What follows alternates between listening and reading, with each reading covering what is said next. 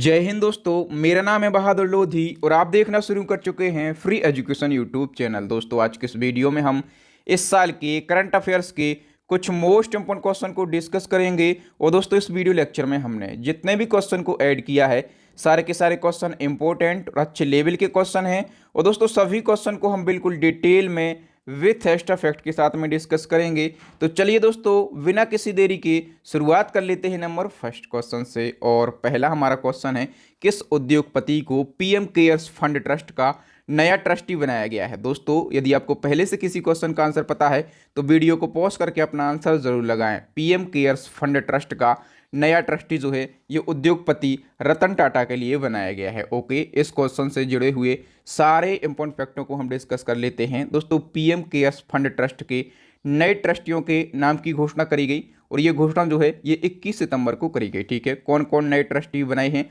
तो उद्योगपति रतन टाटा बने हैं, पूर्व सुप्रीम कोर्ट के जज हैं, इनका नाम है जस्टिस के.टी. थॉमस, ये भी बने हैं। ठीक है, तीसरे व्यक्ति पूर्व लोकसभा के उपाध्यक्ष हैं करिया मुंडा। ठीक है, तो ये तीन व्यक्ति जो हैं ये पीएम केयर फंड ट्रस्ट के ट्रस्टी बने हैं। ठीक है, अच्छा, ये तो ट्रस्टी बने हैं। हम बात करें कि इसके चेयरमैन कौन होते हैं, अध्यक्ष कौन होते हैं, तो प्रधानमंत्री जो हैं ये पीएम केयर्स फंड ट्रस्ट के अध्यक्ष होते हैं। ठीक है, और ये जो पीएम केयर फंड ट्रस्ट है इसकी शुरुआत 28 मार्च 2020 को की गई थी। ठीक है, और इस फंड के जरिए सरकार का मकसद क्या है, तो कोविड-19 जैसी जो आपातकालीन संकट बन जाते हैं, ठीक है, तो ऐसी स्थिति में राहत मुहैया कराना इस फंड ट्रस्ट का प्रमुख उद्देश्य है, मकसद है। ठीक है, इस ट्रस्ट को अभी तक कितने रुपए दान में मिले हैं, तो 2019-20 में कितने मिले थे, 3076 करोड़ रुपए। ठीक है, और 2021 में कितने मिले हैं, तो 7013 करोड़ रुपए। ठीक है, ये जो हैं इस ट्रस्ट को अभी तक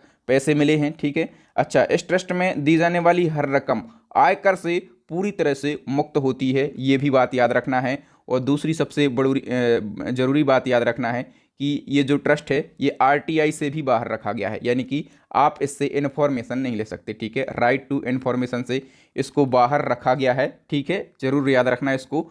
नेक्स्ट हमारा क्वेश्चन दोस्तों, उससे पहले मैं आपको बता दूं, यदि आपको इसी प्रकार से, जिस प्रकार से हम यहां पर पढ़ रहे हैं, यदि आपको इसी प्रकार से बिल्कुल डिटेल में करंट अफेयर्स पढ़ना है, ठीक है, तो आप हमारी ई बुक को जरूर बाय करें। इसी प्रकार के वो फैक्ट जो कि जरूरी हैं आपके एग्जाम के लिए और उन्हीं फैक्टों में से क्वेश्चन बन जाते हैं। तो डिटेल करंट अफेयर्स पढ़ने के लिए, टॉपिक वाइज करंट अफेयर्स पढ़ने के लिए, पूरे यूट्यूब पर सबसे बेहतरीन और सबसे अच्छा करंट अफेयर्स पढ़ने के लिए आप हमारी ई बुक को बाय करें। ई बुक में 55 से ज़्यादा टॉपिक मिलेंगे, 1550 से ज़्यादा डिटेल एमसीक्यू मिलेंगे, total number of question, total detail प्रश्न कितने रहेंगे, 5000 से ज़्यादा। ये जो ई बुक है ये 1.5 वर्षों से ज़्यादा की ई बुक है। ठीक है, और हमारी पूरी टीम ने 2 से 2.5 साल मेहनत करी है इस ई बुक को बनाने में। ठीक है, मैंने अपनी पूरी मेहनत, मैंने जान छिड़क दी है अपनी इस ई बुक को बनाने में। तो मैं गारंटी से बोलता हूं कि यदि आप इस ई बुक को बाय करेंगे, आपको पूरा का पूरा इंपॉर्टेंट करंट अफेयर्स इस ई बुक के अंदर मिल जाएगा। तो ज़रूर बाय करें। ठीक है, और यदि आपको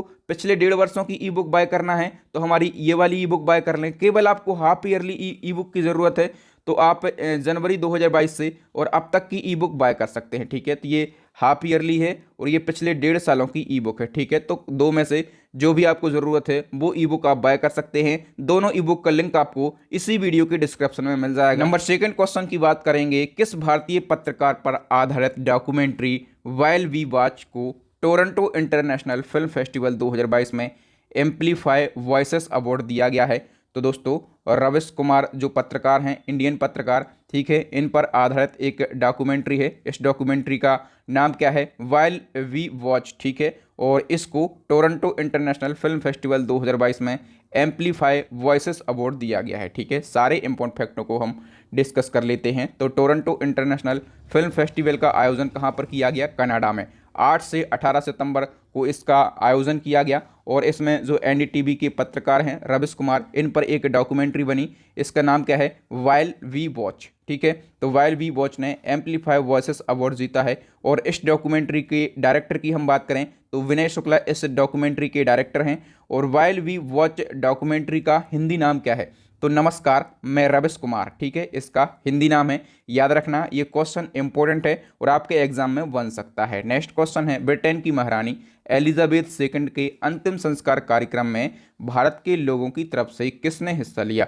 तो एलिजाबेथ सेकंड का हाल फिलहाल निधन हुआ है, तो इनके अंतिम संस्कार में भारत के लोगों की तरफ से भारत के राष्ट्रपति जो हैं द्रौपदी मुर्मू जी, ठीक है, तो इन्होंने हिस्सा लिया है। फैक्टों की बात करें तो ब्रिटेन की महारानी एलिजाबेथ सेकंड का निधन कब हुआ था? 8 सितंबर को इनका निधन हो गया था। इनका अंतिम संस्कार 19 सितंबर को हुआ है और भारत की तरफ से द्रौपदी मुर्मू जो हैं ये 3 दिवसीय यात्रा 18 से 20 सितंबर तक लंदन गई थी, ठीक है। और राष्ट्रपति द्रौपदी मुर्मू जो है ये ब्रिटेन के नए किंग, क्योंकि ब्रिटेन की महारानी जो थी एलिजाबेथ सेकंड, इनका तो निधन हो गया, ब्रिटेन के नए किंग भी बन गए चार्ल्स थर्ड, ठीक है। और इन्होंने चार्ल्स थर्ड से मुलाकात करी है। ब्रिटेन के नए किंग चार्ल्स थर्ड बन गए हैं। ब्रिटेन के नए प्रधानमंत्री अभी हाल ही में बनी है, महिला प्रधानमंत्री हैं लिज ट्रस, ठीक है, तो इनका नाम भी आपको जरूर याद रखना है। नेक्स्ट क्वेश्चन है, इंडियन आर्मी ने किस ग्लेशियर में स्थित दुनिया के सबसे ऊंचे युद्ध क्षेत्र पर satellite based broadband internet service को एक्टिव किया है? तो दोस्तों इंडियन आर्मी ने और सियाचिन ग्लेशियर पर स्थित दुनिया के सबसे ऊंचे युद्ध क्षेत्र पर satellite based broadband internet service को एक्टिव किया है। अच्छा, इस satellite based broadband internet service को एक्टिव करने से इंडियन आर्मी का फ़ायदा क्या रहेगा? तो सियाचिन ग्लेशियर में इससे पहले इंटरनेट ना होने के कारण भारतीय सेना को मैसेज भेजने या फिर खुफिया एजेंसी तक कोई जानकारी शेयर करना है तो इसमें काफ़ी परेशानी होती थी, लेकिन अब ये परेशानी खत्म हो जाएगी। ओके, नेक्स्ट क्वेश्चन है, विश्व कुश्ती चैंपियनशिप 2022 में भारत ने कितने मेडल जीते हैं? दोस्तों जो वर्ल्ड रेसलिंग चैंपियनशिप हुई है 2022, ठीक है, तो इसमें भारत ने केवल 2 मेडल जीते हैं। ए ऑप्शन सही हो जाएगा। हम फैक्टों की बात करेंगे तो इस चैंपियनशिप का आयोजन जो है ये 10 से 18 सितंबर के मध्य में सर्बिया के बेलग्रेद में इसका आयोजन किया गया, ठीक है।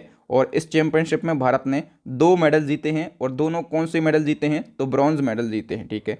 2 ब्रॉन्ज मेडल कौन कौन से व्यक्ति जीते हैं? तो बजरंग पुनिया, ठीक है, ये मेंस के 65 किलोग्राम भार वर्ग में जीते हैं और विनेश फोगाट जीती हैं, ये वुमेन्स 53 किलोग्राम भार वर्ग में जीती हैं, ठीक है। हम बात करेंगे इसी क्रम में कि 2 प्रश्न और आपके एग्जाम में बन सकते हैं कि वर्ल्ड रेसलिंग चैंपियनशिप में अब तक 4 मेडल जीतने वाले पहले भारतीय रेसलर कौन बन गए हैं? तो दोस्तों वर्ल्ड रेसलिंग चैंपियनशिप में अब तक 4 मेडल जीतने वाले पहले भारतीय रेसलर जो हैं ये बन गए हैं बजरंग पुनिया। कौन बन गए हैं दोस्तों? बजरंग पुनिया बन गए हैं। ओके, हम बात करेंगे डिटेल की तो बजरंग पुनिया जो हैं ये वर्ल्ड रेसलिंग चैंपियनशिप में 4 मेडल जीतने वाले पहले भारतीय रेसलर बन गए हैं, ठीक है। और इन्होंने वर्ल्ड रेसलिंग चैंपियनशिप 2022 में भी अपना चौथा मेडल जीता है और मैंने अभी आपको बताया कि इन्होंने इस साल कौन सा मेडल जीता है? तो ब्रॉन्ज मेडल जीता है, ठीक है। इससे पहले ये 2013 में जीत चुके हैं, ठीक है, कौन सा? Bronze medal. और 2018 में भी ये जीते थे, ठीक है, सिल्वर मेडल। और 2019 में ये ब्रॉन्ज मेडल जीते थे और 2022 में ये फिर से ब्रॉन्ज मेडल जीत चुके हैं, ठीक है। तो 4 मेडल जीतने वाले ये पहले भारतीय रेसलर बन गए हैं। इसी क्रम में एक और क्वेश्चन पूछा जाएगा कि वर्ल्ड रेसलिंग चैंपियनशिप में 2 मेडल जीतने वाली पहली भारतीय महिला रेसलर का नाम बताइए।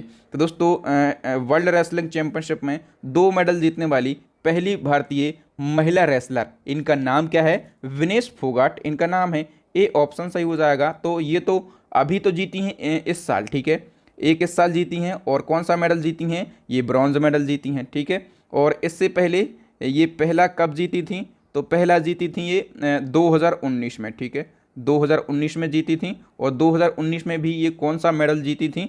तो ब्रॉन्ज मेडल ही जीती थी। ओके, तो ये सारी बातें याद रखना है, ये इंपॉर्टेंट फैक्ट हैं, पहले रिकॉर्ड बनते हैं तो वो क्वेश्चन एग्जाम में पूछ लिए जाते हैं। ओके, नेक्स्ट क्वेश्चन है, अभी सुप्रीम कोर्ट ने किस बात को लेकर टीवी न्यूज़ चैनलों को फटकार लगाई है और केंद्र सरकार से पूछा है कि वो मूक दर्शक क्यों बनी हुई है? तो दोस्तों अभी जो है ये हेट स्पीच को लेकर, हेट स्पीच का मतलब क्या होता है? नफरत भरी भाषा बोलने को लेकर टीवी चैनल को फटकार लगाई है, क्योंकि टीवी चैनल के जो एंकर होते हैं बड़े बड़े नामी ग्रामी, वो हेट स्पीच फैलाते रहते हैं, ठीक है, नफरत भरी भाषा बोलते रहते हैं। तो सुप्रीम कोर्ट ने टीवी चैनलों को तो फटकार लगाई ही है, साथ में केंद्र सरकार से पूछा है कि आप ये सब मूक दर्शक बनकर क्यों देखते रहते हैं, ठीक है, हमें जवाब दीजिए। नेक्स्ट क्वेश्चन है, अभी हाल ही में राजू श्रीवास्तव का निधन हुआ है सितंबर 2022 में। क्वेश्चन पूछा गया है कि वह इनमें से क्या थे? सभी को पता होगा कि ये कॉमेडियन अभिनेता थे, ठीक है, लेकिन हमें वो फैक्ट जानना है जहां से क्वेश्चन एग्जाम में बन सकते हैं। कॉमेडियन अभिनेता थे राजू श्रीवास्तव, इनका निधन हुआ है 21 सितंबर को 58 वर्ष की आयु में। लंबी बीमारी के चलते इनका निधन हो गया है, ठीक है। इनका जन्म दिसंबर 1963 को उत्तर प्रदेश के कानपुर में हुआ था। एक फैक्ट याद रख लो, ठीक है। बतौर एक्टर इनकी पहली फिल्म का नाम क्या था? तेजाब। पहली फिल्म का नाम था तेजाब, 1988 में रिलीज हुई थी। दो फैक्ट आप याद रख लो। राजू ने 17 फिल्मों में काम किया। इनकी आखिरी फिल्म का नाम था फिरंगी, 2017 में रिलीज हुई थी। तीन फैक्ट याद रख लो, ठीक है। इन्होंने कई कॉमेडी शो में काम किया है, जैसे कॉमेडी सर्कस, देख भाई देख, love India love, comedy night with Kapil, the Kapil Sharma show और गैंग्स ऑफ हसीपुर जैसे कई शो में इन्होंने काम किया है। इनका ये जो डिटेल मैंने आपको बताई है, ठीक है, ये आपको ज़रूर याद रखना है। नेक्स्ट क्वेश्चन है, भारत की पहली फॉरेस्ट्री यूनिवर्सिटी यानी कि वानिकी विश्वविद्यालय किस राज्य में स्थापित की जाएगी? मोस्ट इंपॉर्टेंट क्वेश्चन है। इस क्वेश्चन में आप डबल स्टार लगा लीजिए, ये क्वेश्चन आपके एग्जाम में ज़रूर पूछा जाएगा। भारत की पहली फॉरेस्ट्री यूनिवर्सिटी जो है ये कहाँ पर स्थापित की जाएगी? तेलंगाना की राजधानी हैदराबाद में ये स्थापित करी जाएगी, ठीक है।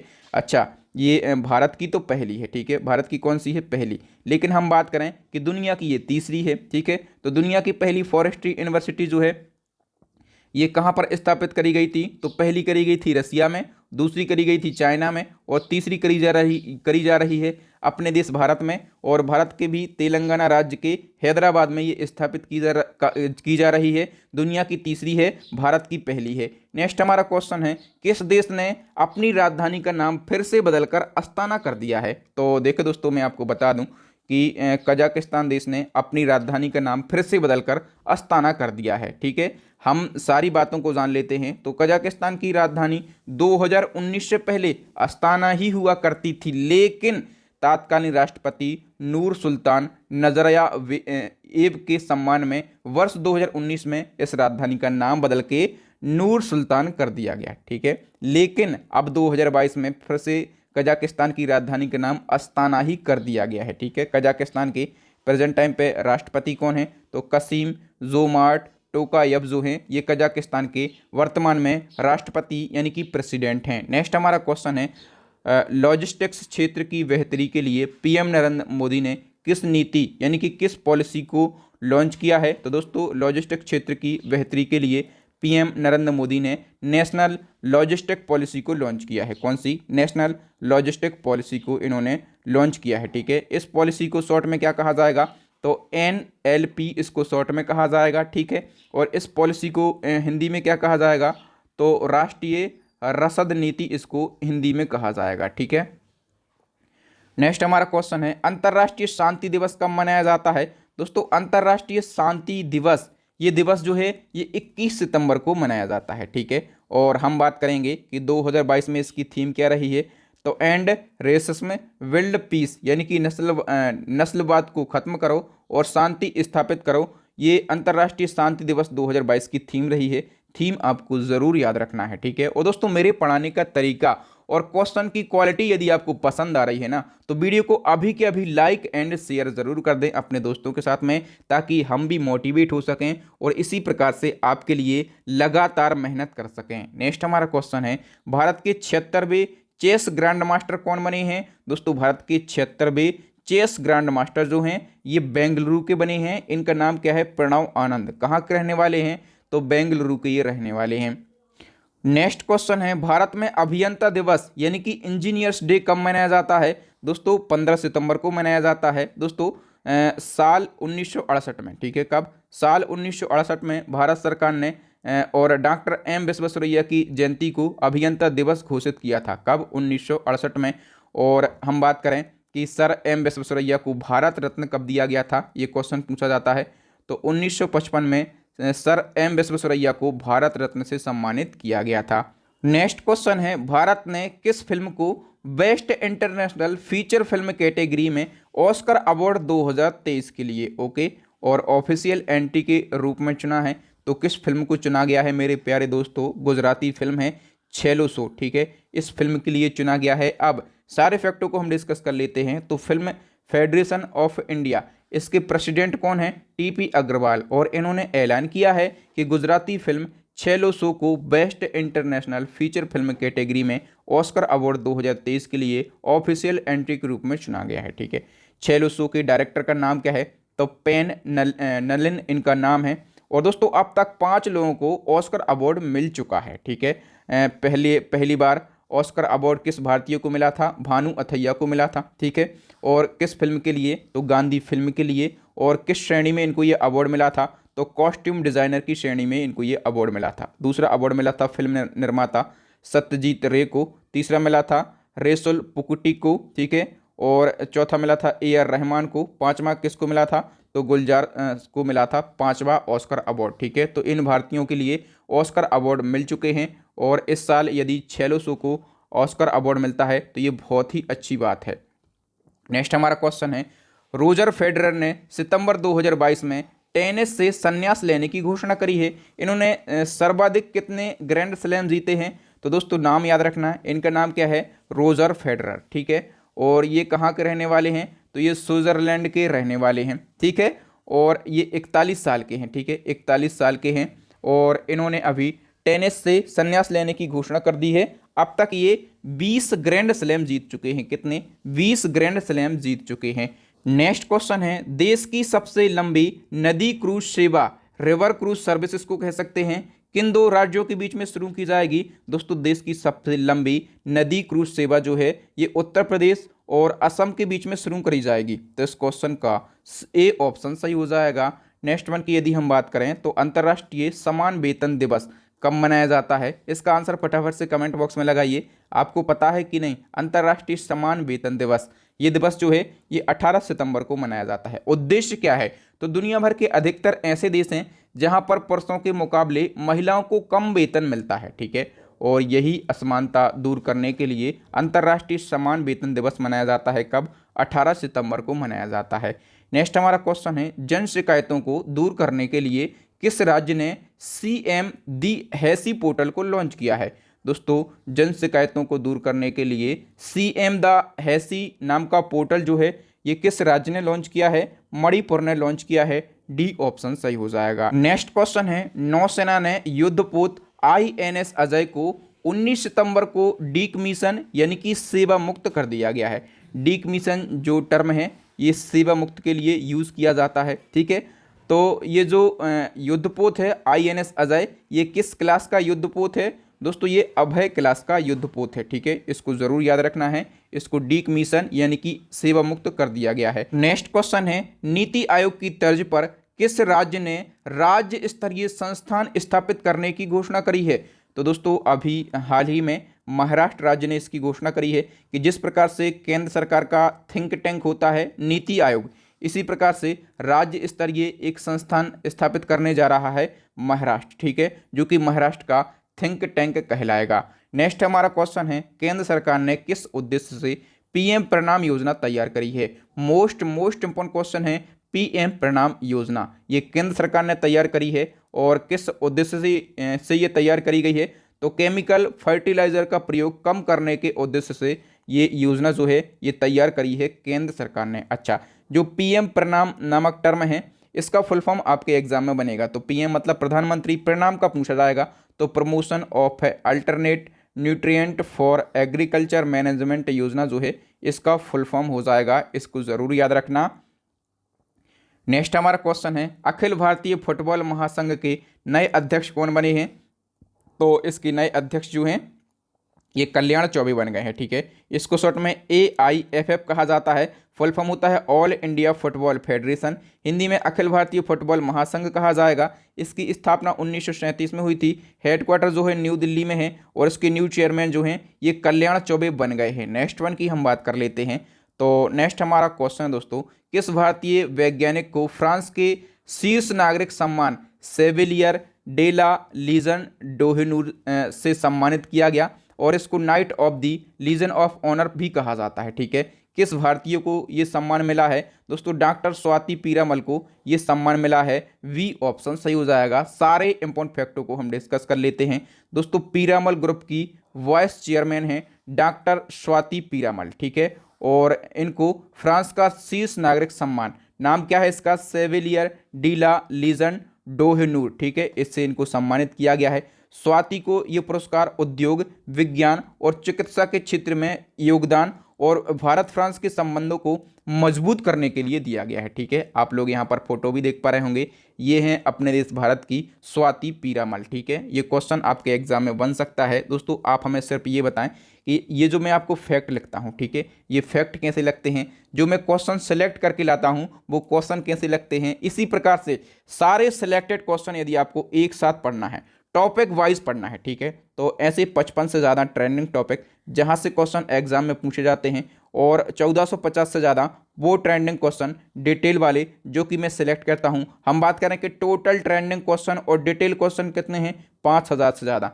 गारंटी से बोलता हूं पूरे यूट्यूब पर। ठीक है, इस टाइप से किसी भी पब्लिकेशन के द्वारा बुक लॉन्च नहीं करी गई है। ठीक है, एक बार आप विश्वास करिएगा, फिर आप बोलेंगे कि वाह भाई क्या कंटेंट, क्या बुक तैयार करी है आपने। ठीक है, तो हाफ ईयरली और यदि आपको पिछले 1.5 वर्ष की ई बुक चाहिए, दोनों ई बुक का लिंक आपको कहां पर मिलेगा, इसी वीडियो के डिस्क्रिप्शन में। और यदि आपको प्रोसेस नहीं पता कि कैसे पेमेंट करना है, तो वीडियो के डिस्क्रिप्शन में मेरा नंबर लिखा हुआ है। ठीक है, उस नंबर पे आपको फोन पे या फिर पेटीएम से पेमेंट कर देना है। आपको वो ई बुक जो है मैं 5 सेकंड के अंदर व्हाट्सएप पर सेंड कर दूंगा। ठीक है, अब दोस्तों नेक्स्ट एंड लास्ट क्वेश्चन आपके लिए चैलेंजिंग क्वेश्चन, इसका आंसर आपको कमेंट सेक्शन में कमेंट करके बताना है।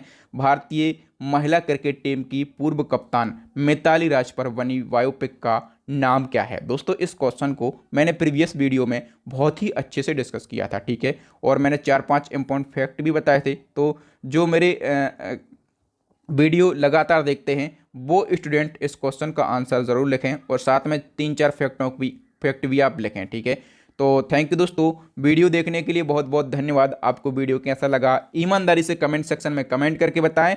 वीडियो अच्छा लगा हो तो अभी के अभी लाइक कर दें और इस वीडियो को अपने दोस्तों के साथ में, भाई बहनों के साथ में ज़रूर शेयर करें ताकि हमारा भी सपोर्ट हो जाए और हम मोटिवेट हो सकें। ठीक है, और इसी प्रकार के न्यू और कंटिन्यू लगातार वीडियो देखने के लिए चैनल को सब्सक्राइब कर लें, साथ में बेल आइकन दबा लें ताकि टाइम टू टाइम और सबसे पहले आपको नोटिफिकेशन मिल सके। ठीक है, इसी प्रकार के इंपॉर्टेंट वीडियो देखने के लिए आप हमारी प्लेलिस्ट को विजिट करें। प्लेलिस्ट की लिंक आपको यहाँ पर आई बटन में मिलेगी या फिर नीचे आपको डिस्क्रिप्शन में मिलेगी या फिर अभी आपको स्क्रीन के ऊपर 3 वेरी यूजफुल वीडियो दिख रहे होंगे, इन वीडियोस को ज़रूर देख लें। तो थैंक यू दोस्तों, राम राम, दुआ सलाम, मिलते हैं नेक्स्ट वीडियो में किसी न्यू टॉपिक के साथ में। तब तक के लिए मस्त रहिए, अपनी स्टडी में व्यस्त रहिए, अपने मम्मी पापा का और अपने वालों का सबका खूब ख्याल रखिए। जय हिंद, जय भारत, वंदे मातरम, भारत माता की जय।